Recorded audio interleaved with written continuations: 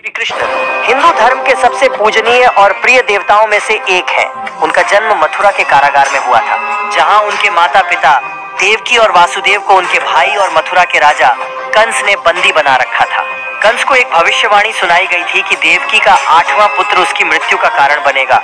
इस भय से कंस ने देवकी के 7 बच्चों को जन्म के साथ ही मार दिया। लेकिन जब कृष्ण का जन्म हुआ तब उनके जीवन की रक्षा के लिए ईश्वरीय चमत्कार हुआ।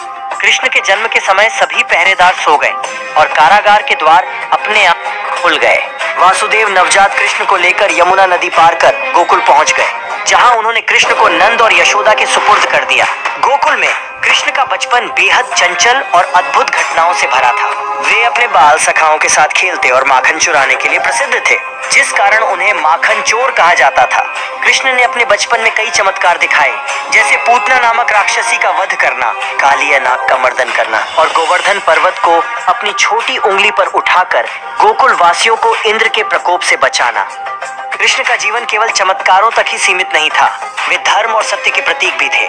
जब वे किशोरावस्था में थे तब वे मथुरा वापस आए और कंस का वध कर अपने माता पिता को कारागार से मुक्त किया। इसके बाद उन्होंने द्वारका नगरी की स्थापना की और वहां से उन्होंने अपने जीवन के कई महत्वपूर्ण कार्य किए। महाभारत के युद्ध में उनकी भूमिका अत्यंत महत्वपूर्ण थी। कृष्ण ने अर्जुन के सारथी के रूप में युद्ध में भाग लिया।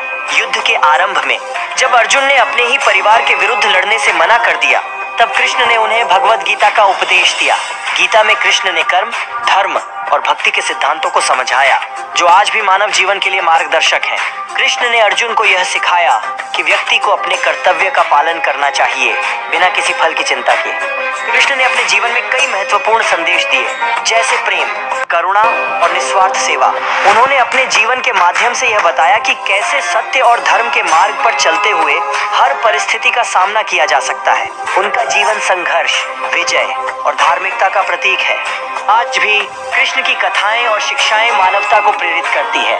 वे न केवल एक महान योद्धा और राजा थे, बल्कि एक शिक्षक, प्रेमी और मित्र भी थे, जिन्होंने जीवन के हर पहलू को जीकर दिखाया।